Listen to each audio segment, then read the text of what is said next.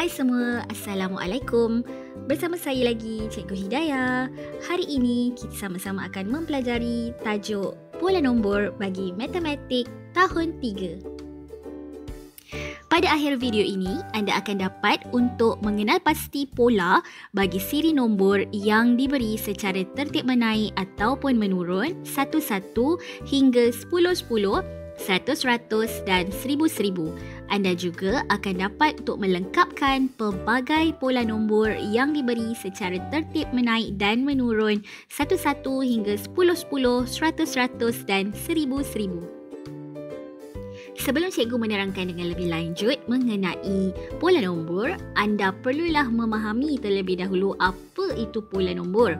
Baiklah, pola nombor adalah senarai nombor mengikut corak ataupun turutan tertentu. Kadang-kala anda akan mendapat turutan secara tertib menaik, iaitu daripada kecil ke besar, ataupun secara tertib menurun, iaitu daripada nombor besar sehingga nombor yang kecil. Mari sama-sama kita perhatikan video ini dengan teliti. Baik semua, cikgu akan terangkan mengenai pola nombor. Awak boleh rujuk buku teks muka surat 20. Okey, pola nombor bermaksud dia ada corak yang sama. Okey, kalau dekat sini kita kena tengok dulu sama ada pola dia menaik ataupun menurun. Kalau menaik, senang je. Menaik, kita akan nampak setiap nombor semakin besar. Kalau menurun, setiap nombor semakin kecil. Okey, kalau kita tengok kat sini 1200, 1205, 1210, 1215, 1220, 1225. Pola nombornya semakin besar. Jadi bila semakin besar, dia menaik. Menaik berapa-berapa. Dekat sini dia dah nampak dan dah diberitahu tambah 5, tambah 5, tambah 5, tambah 5, tambah 5.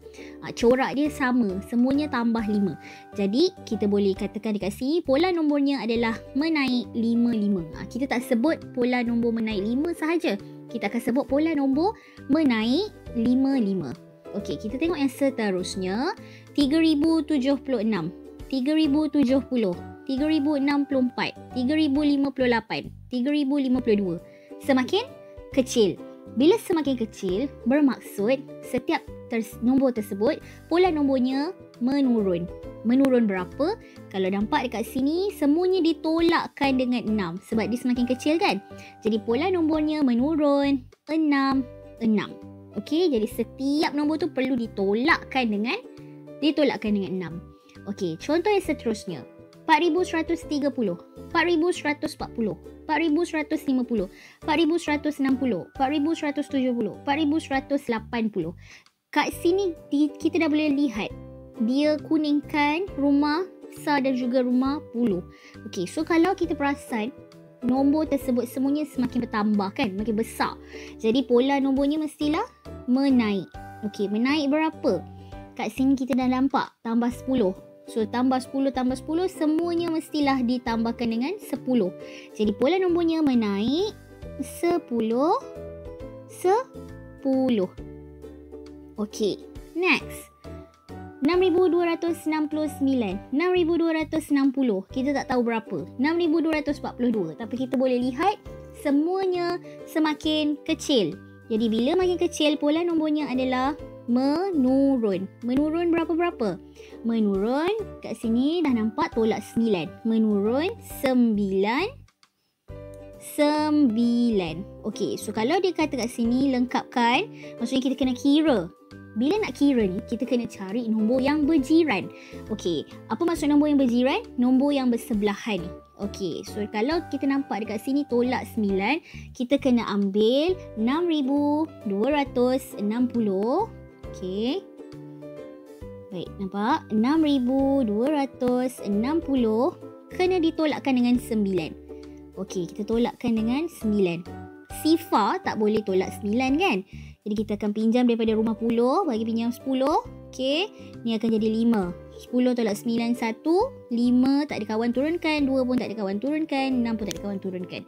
So akan dapat 6250 Jadi awak akan tulis kat sini 6,251. Jadi kalau nak lengkapkan yang belakang ni, sama juga. 6,242 awak kena tolakkan dengan 9. Pola nombor menurun 99. Okay, next. Apakah nombor dalam petak kosong? Okey, dekat sini dia tak beritahu awak. Awak nak kena tambah ke, awak nak kena tolak ke, awak kena cari sendiri.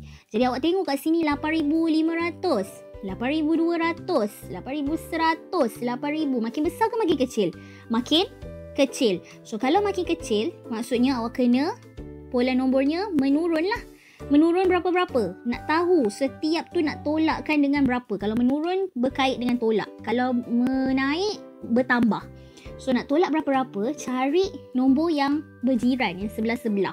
Kalau macam ni kan, 8,500 dengan 8,200 ni, dia berjiran ke tak? Dia duduk sebelah-sebelah ke tak? Tak kan? Dia jauh, dia dipisahkan dengan 2 kotak. Jadi kita boleh tolakkan dia untuk cari beza. Tapi susah sikit sebab dia ada 2 kotak kat tengah-tengah. Jadi lebih baik kita pilih 2 nombor yang betul-betul duduk sebelah-sebelah, berjiran.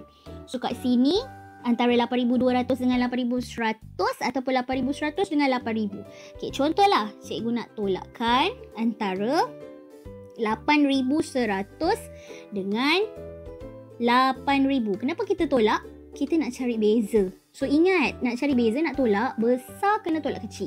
Tak boleh kecil tolak besar. Sifar tolak sifar, sifar, 1 tolak 1, 1 tolak sifar, 1, 8 tolak 8, sifar. Tak boleh tulis kat depan, sifar tak ada nilai. Okey, so 100.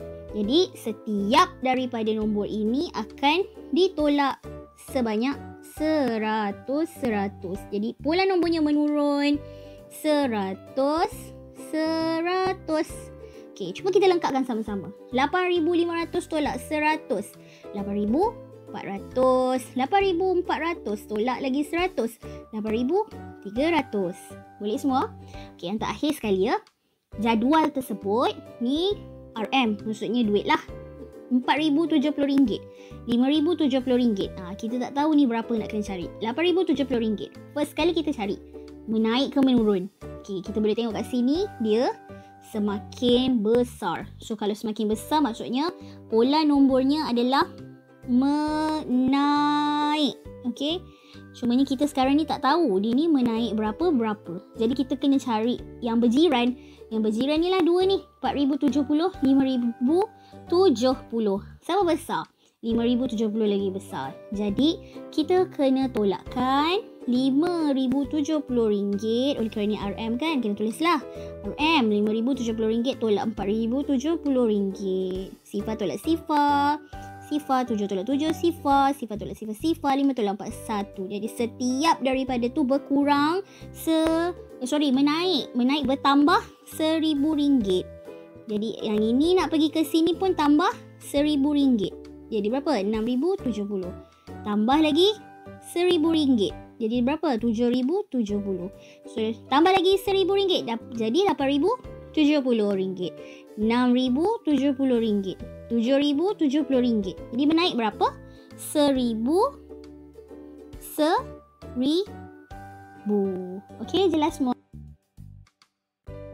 Baiklah, mari kita uji kefahaman kita mengenai topik pola nombor ini dengan menyelesaikan latihan yang diberikan. Anda boleh menyelesaikan latihan ini di dalam buku tulis anda dengan kemas. Baiklah, cikgu harap anda jelas dengan penerangan yang diberikan pada kelas hari ini. Semoga kita bertemu lagi pada kelas yang akan datang. Bye!